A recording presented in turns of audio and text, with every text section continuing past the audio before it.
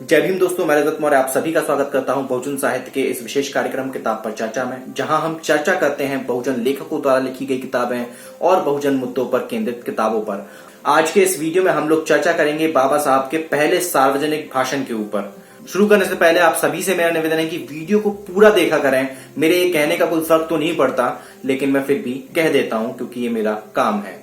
अगर चैनल पर आप लोग नए हैं तो चैनल को सब्सक्राइब करें, और अगर आपको वीडियो पसंद आती है तो लाइक करें, शेयर करें और कमेंट करें।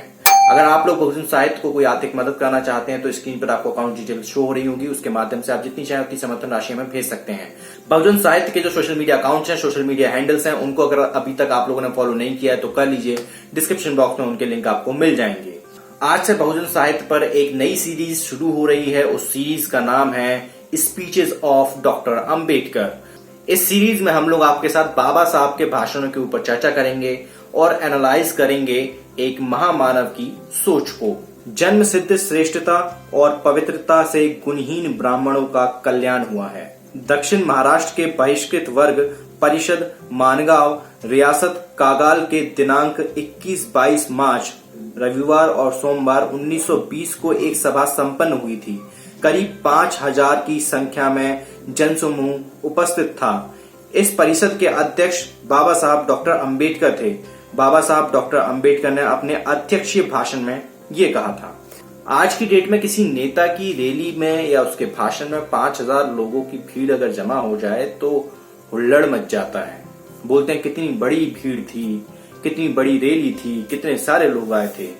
ये 1920 के जमाने की बात है और उस समय 5000 लोग बैठकर डॉक्टर अंबेडकर को सुन रहे थे। यह परिषद अधिवेशन अनेक दृष्टि से विलक्षण अनूठी है। मुंबई इलाके में यह पहला अवसर है तथा अपने लोगों की उन्नति के लिए लोगों में विलक्षण लगन दिखाई दे रही है।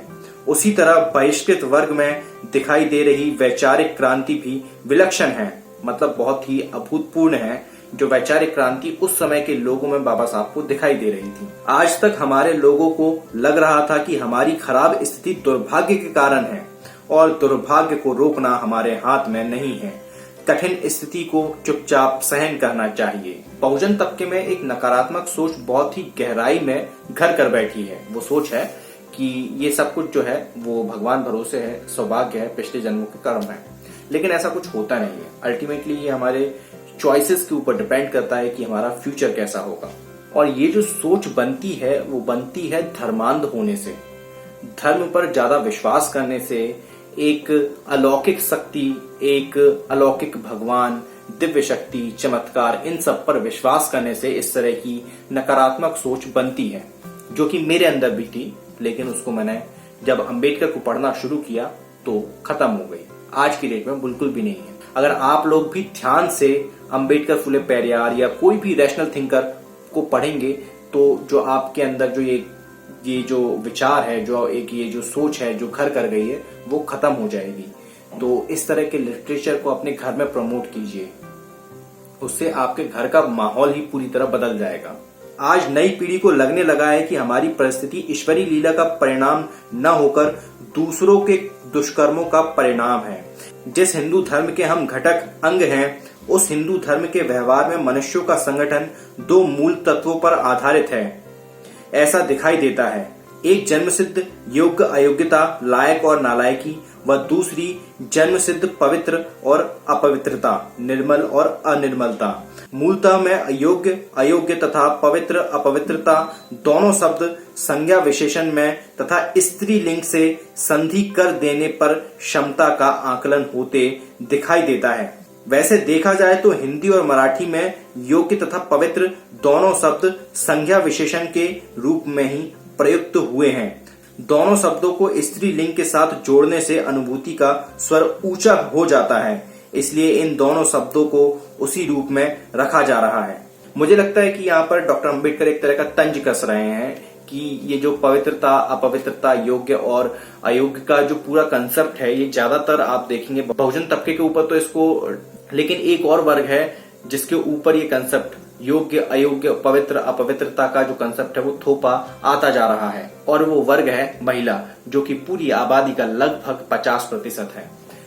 और उसी के संदर्भ में ये एक तंज है कि इसलिए इन दोनों शब्दों को उसी रूप में रखा जा रहा है। इन दो आदि हिंदू अस्तित्वों से, मूल तत्वों से लोगों का विभाजन करने से उसके 3 वर्ग बन जाते हैं। पहला, जन्म से श्रेष्ठ तथा पवित्र, जिसे हम ब्राह्मण वर्ग कहते हैं। दूसरा, जिनकी जन्म सिद्धि श्रेष्ठता तथा पवित्रता ब्राह्मणों से कम दर्जे की है, ऐसे ब्राह्मणोत्तर वर्ग।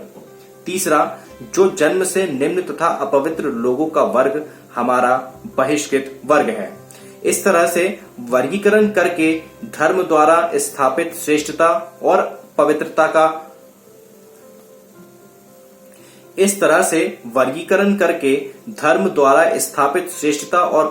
की विषमता से तीनों वर्गों पर इसका घातक प्रभाव पड़ा है। जन्मसिद्ध श्रेष्ठता तथा पवित्रता से गुणहीन ब्राह्मणों का कल्याण हुआ है। ब्राह्मणोत्तर वर्ग पर जन्मसिद्ध अयोग्यता का परिणाम हुआ है। आज उनके पास ज्ञान नहीं है, इसलिए वे पीछे रह गए हैं। तथापि ज्ञानार्जन तथा धनार्जन के मार्ग उनके लिए खुले हुए हैं।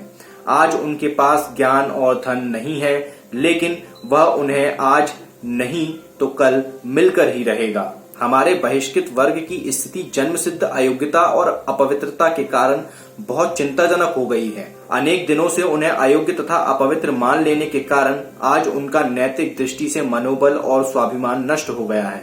मनुष्य की उन्नति के लिए स्वाभिमान और मनोबल, आत्मबल होना आवश्यक है।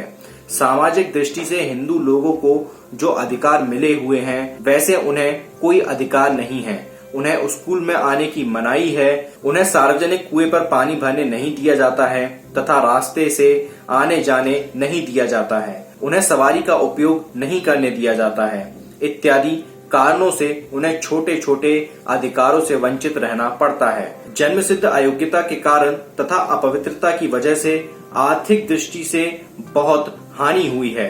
व्यापार, नौकरी तथा खेती ये धन संचय कमाई के तीनों माध्यम हैं।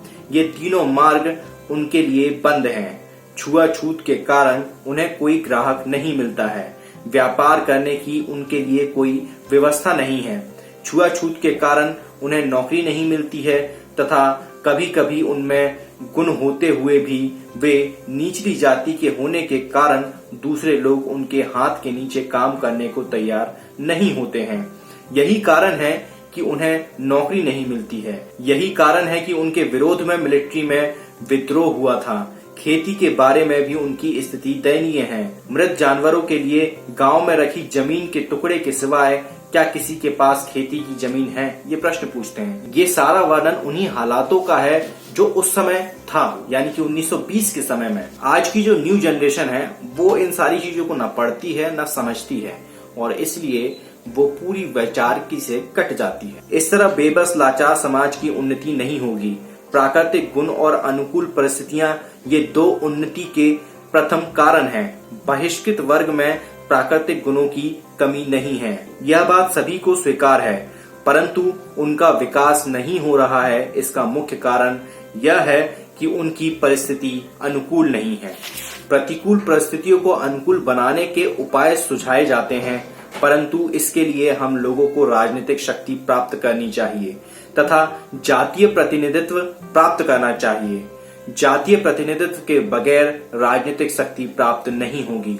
सत्यमेव जयते एक खोखला सिद्धांत है।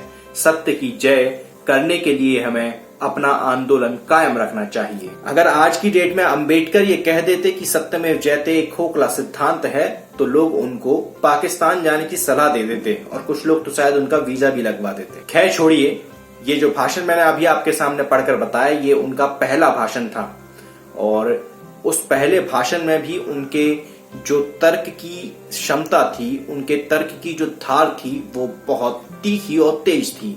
आगे के जो भाषण है उसमें उनके तर्कों की जो धार है वो और भी तेज होती गई है। आने वाले वीडियो में उन सभी भाषणों के ऊपर हम बात करेंगे। ये जो भाषण मैंने आपको पढ़कर बताया है वो मैंने इस किताब से पढ़कर बताया है। इस किताब का नाम है बाबा साहेब डॉक्टर अंबेडकर के ऐतिहासिक व्याख्यान भाग 1। ये किताब आप लोग कहां से परचेज कर सकते हैं? आप लोग को जाना होगा सम्यक प्रकाशन की वेबसाइट पर, वहां आपको ये किताब मिल जाएगी। आप लोग ये सारे जो स्पीचेस हैं फ्री में भी डाउनलोड कर सकते हैं। उसके लिए आपको writing and speeches of doctor Ambedkar का 18 नंबर की वॉल्यूम डाउनलोड करनी होगी। उसके लिए मैंने आपको बताया था कि कहां से आप डाउनलोड कर सकते हैं। अगर आप लोगों को नहीं पता है तो ऊपर मैं लिंक दे दूंगा, उस लिंक पर जाकर उस वीडियो को देख लीजिए और फिर उसके बाद जाकर आप डाउनलोड कर लीजिए। मैं रजत मौर्य मिलता हूं आपसे अगले वीडियो में फिर किसी किताब के साथ। तब तक अपना और अपनों का ध्यान रखिए, पढ़ने की आदत को विकसित कीजिए, क्योंकि पढ़ेगा इंडिया तभी तो पढ़ेगा इंडिया। जय भीम, जय भारत, जय संविधान, जय जोहार।